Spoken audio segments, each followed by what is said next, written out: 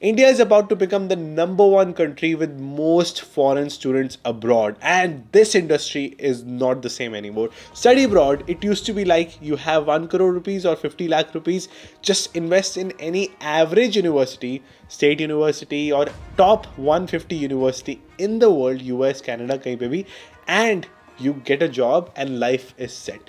But it is not the same anymore. I see students at Georgia Tech leaving behind 50 lakh to 1 crore package in India to come to the US, doing brain train for India, and then studying in the top universities. And like, even if you go to top university like UC Berkeley, then the professor posts like, "Yaar, just studying here doesn't mean you're gonna get a job."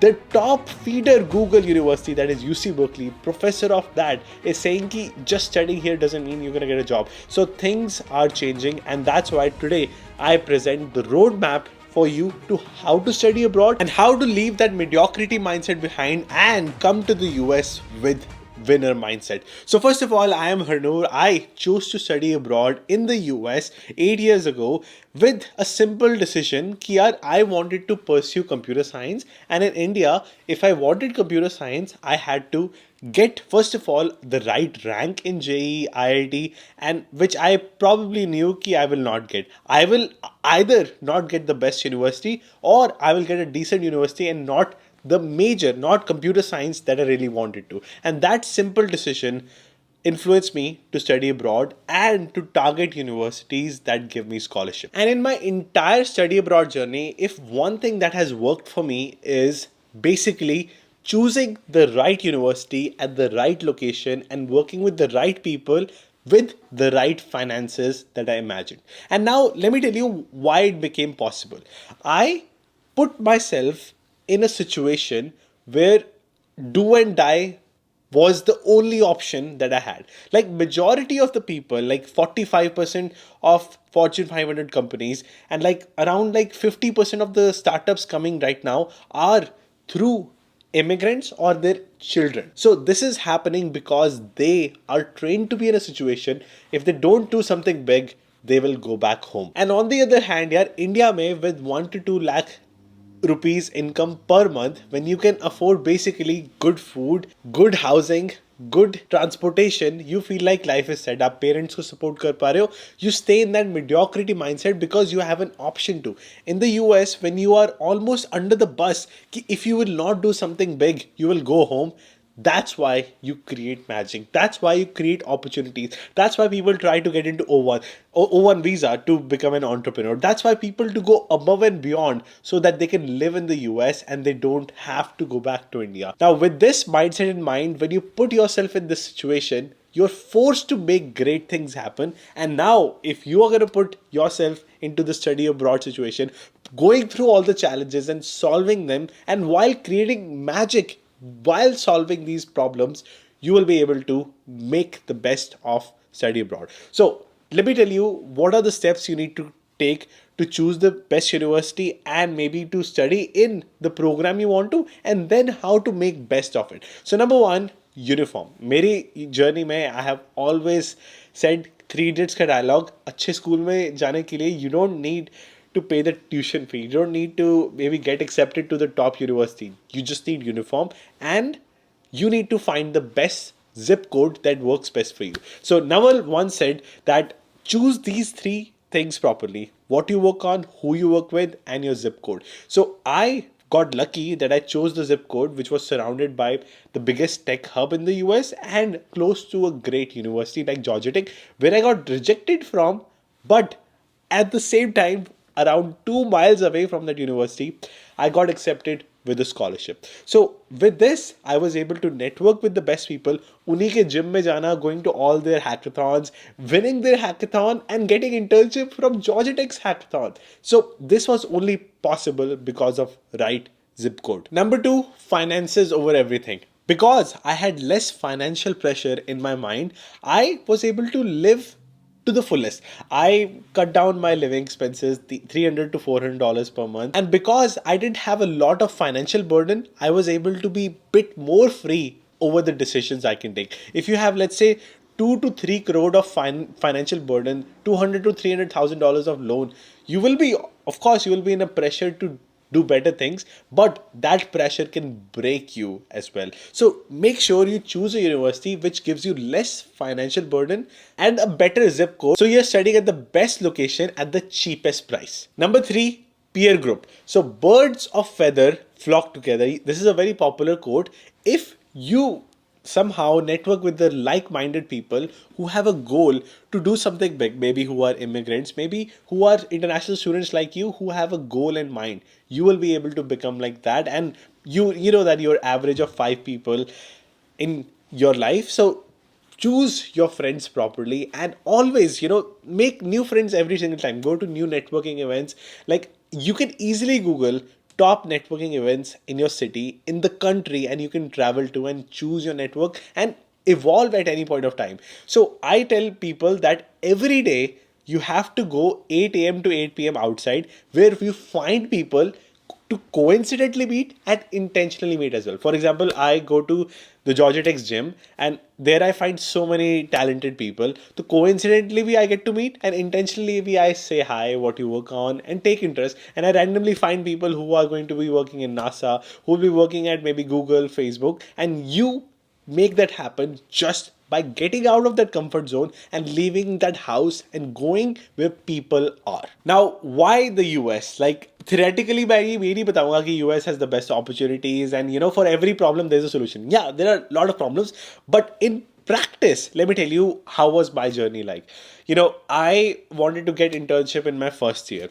I got it not by simply just going to networking events, no, but by applying to thousands of positions, being consistent and applying to 30 to 40 opportunities every day, talking to every single possible connection in my circle and getting advice from them. So if you are consistent and you जब आपके पास option ही नहीं होती, when you put yourself in do or die situation कि yeah, I want to pay my tuition fees on my own, I want to make it happen, somehow things do happen and it changes your life. I see people, trust me, I see people who are funded by their parents, relax stage में, and they apply to 5 to 10 positions a day.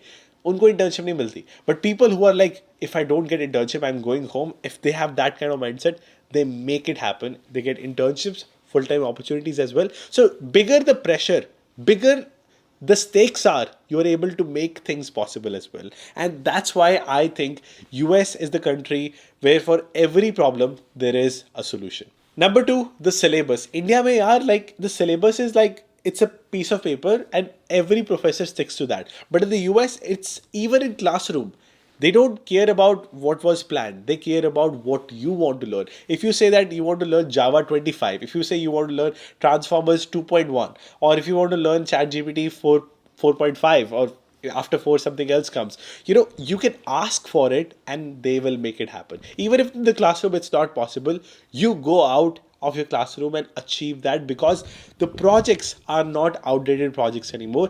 You ask and professors make it happen. So there's a popular saying that technology moves faster than businesses can evolve. That is still true in the US, but people are encouraging enough to move fast with technology and make the university cope up with that. But in India, I still see people learning Java 6. I still see people learning the outdated technologies, which makes me sad. And here there are more people willing to to cope up with change. And the most important thing is कि they don't make you cram things जो आपको जरूरत ही नहीं है. For example, you're allowed to have a calculator. They give you the calculator, they give you maybe open book assignments or take home assignments, because they want you to solve the problems which are not solved and to force you to innovate. Currently in the US, there is a lot of hate as well for people who are going to college, because Elon Musk even says that college is not important, but at the same time, for his positions on Tesla, SpaceX, he says that, experience is needed, college degree is needed. You will see many job positions by Elon Musk. Even though he says college is trash, he will say in his job positions, he want a college degree. So that is very hypocritical movement happening in the US. And that is happening because people are saying in the US, yeah, if you can become maybe with a boot camp in the US, a programmer, or maybe 6-week program, a truck driver. So if there are so many opportunities in the US with few weeks of training, you can get a job. Why spend 4 years? That is the argument they are making. But at the same time, it is true, if you want to have a specialized knowledge in software engineering, AI, you really need a degree. Maybe you don't need like maybe multiple years of degree, but few years of degree is definitely important. You don't need multiple masters, multiple PhDs, but a bachelor's degree can be very helpful to accelerate your career in a specialized path. So now with that being said, let's learn how to study abroad and how to have the winner mindset in this journey. Number one is going to be grades, because grade is the first step. When universities open your profile, they'll be like, if your grades, for example, if you look up for Georgia Tech grades, like you can go to admits.fi, or you can see the history of that university, whether you're taking GRE, GMAT, SAT or ACT, undergrad or masters. Make sure you try your best, even if it takes extra attempt of taking that exam. Make sure you do it and get the best grade possible. Number two is grades, especially in English proficiency as well. And the only test I recommend all the students is TOEFL, because TOEFL is the only test which is accepted by 100% of the US universities, over 6,000 plus universities in the US, and that also in 160 plus countries. And here is a list of top universities which accept TOEFL as well, like Arizona State University, Boston, UC Berkeley, etc. And all of these top schools do have a number written to the minimum score they want in TOEFL, and most of the scores are like 80. When I took the TOEFL exam, minimum at Georgia Tech and Georgia State was 79, and I got 80. My English was really bad, but some universities even have the standard of 100 plus, 90 plus. So do respect that minimum criteria. And TOEFL keeps on enhancing and better the test to meet the requirements of the younger generation, especially Gen Zs. So it is shorter and can be completed in less than 2 hours. And most importantly, TOEFL is never scored at a test center, but it is at a secure centralized scoring network, and in just one sitting the whole test is graded, and the speaking part is graded by a human rater and AI scoring, so you are all set in just one session. And most importantly, you get test prep worth 7,500 rupees for free on test study platform by ETS, because TOEFL is from the brand called ETS, and thanks to ETS for partnering on this video as well, because it is typically a Gen Z level exam now. You have free resources available online, and less than 2 hours you are all set with the English proficiency test. And TOEFL by ETS also give you the test ready material with the roadmap. You get access to mock tests which is timed with a stop clock, and performance based feedback, so you can figure out what questions went wrong. So this official test guide will help you the best way, because the questions will also be in the same format in the updated 2024 and 2025 ways on the official website. You also have an option to actually purchase more mock tests if you want to, which are very affordable, starting in 249 rupees as well. What are you waiting for? Go check out the TOEFL official test guide in the description below, and thank you so much for ETS to sponsoring this video as well. Now with grades covered, let's talk about statement of purpose, because statement of purpose you have to show with examples rather than telling I am like, the topper. Show that I am topper because I maybe I'm like participating a lot in my classroom, and I am getting the right grades, and I have great connection with the teacher by showing this awards, this examples, that how you exceeded the expectations of the classroom by building projects, helping your classmates, and making a good impression with the teacher. So show with examples, whether it's classroom, whether it's in a research project, whether it's a internship, whether it's a project outside university or outside your school. So make sure you share these stories in the statement of purpose, in your essay as well, with concrete examples. And with these 2 to 3 examples, you'll be towards the goal of the university. And read as many past essays as possible. Read what is the mission statement of the university, and try to incline your mindset with the mission statement, your essay with the mission statement, so you are in coherent with the mission statement. And university will be like, my mission statement is to maybe to hire someone or to have someone in STEM, and if you show STEM focus essay, you will be more inclined towards that mission. Number 3 step is to get waivers in your application fee. So let's say you apply for a university $75 application fee, you can get all waived off.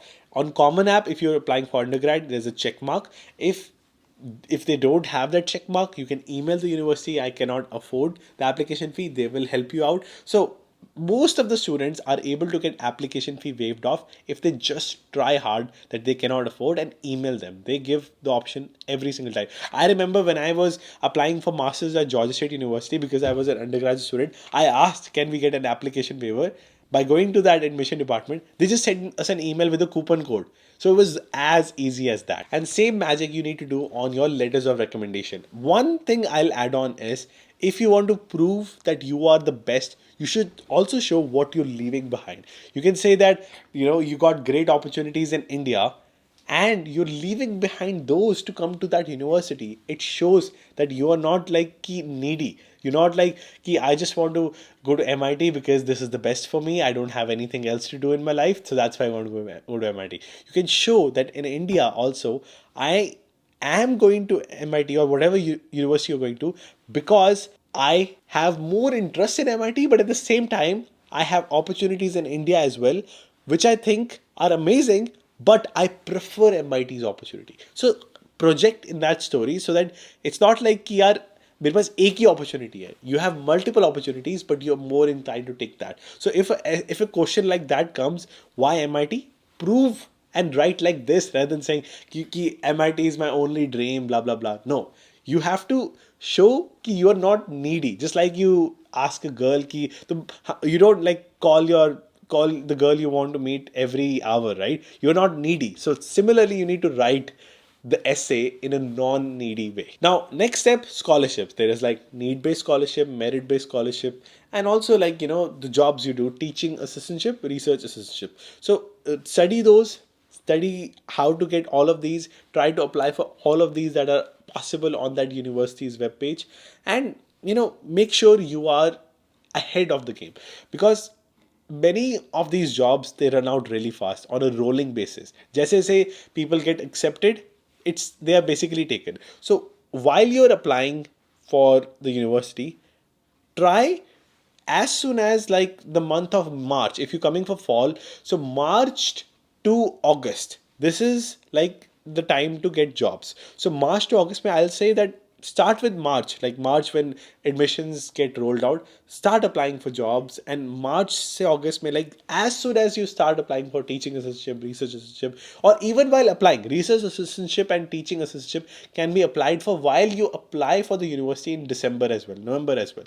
But other jobs, you have to be ahead of the game. March to August, that will be the roadmap I'll project. Now, here the big question: how to not be a mediocre student, how to be, a student with abundance mindset. And that is only possible if you, first of all, in your X, like Twitter, LinkedIn, you follow the right people, whether they are YC founders, whether they are like, for example, I just saw the post of Arvind Srinivasan. He's hiring for a C++ developer for Perplexity. So if you find these right people, follow them on LinkedIn and X, you can get ahead of the game in finding opportunities. So many times Elon Musk has tweeted he is hiring, and he has hired so many Tesla engineers just through Twitter. So it's really important to be on fingertips of these founders, YC founders, new Series A founders, because they hire through social media networks. So enable notifications on X or LinkedIn for these people so you are staying up to date. Number two would be try to meet them. When you go to San Francisco, go to these events like, Dreamforce conference, Stripe Sessions conference, Python conference, Next.js conference. I've been to so many of these. You feel like, these people are not waiting for a job to go to these conferences. They are building stuff and trying to hire through these conferences. I see so many YC founders hiring at these conferences. So you really need to be fast in the game. There are more founders looking for employees there as compared to people finding jobs there. So if you just go to these right places, you'll be like, I have no competition. I am a Next.js developer. There is like 10 founders. I need to choose a founder to work on. So you get abundance mindset when you go to these events. Because like, let me tell you, when these founders hire, they want to hire an engineer really fast. So they believe in hire fast and fire fast rule, majority of them. And they believe the person who is in their circle, in their location, they're more inclined to hire. And that's always the case. So being in this game, and most importantly, going every single day where you find people, whether it's gym, whether it's in the university events, free food events, every place where you find new people to meet and network, you have to be there. एक rule लगा लो कि 8 a.m. to 8 p.m. you have to be outside house, or 10 a.m. to 10 p.m. you have to be outside house, meeting people, finding where people are. So coincidentally or intentionally, you will meet the right people and you will be in that abundance mindset, because you will see so many great people working on different problems, and one problem can be the right fit for you, where you find your next internship, next startup, and next venture. So that will be it. That is my biggest advice. I hope this video helps you out. Thank you so much for watching, and I'll see you guys in the next one. Goodbye.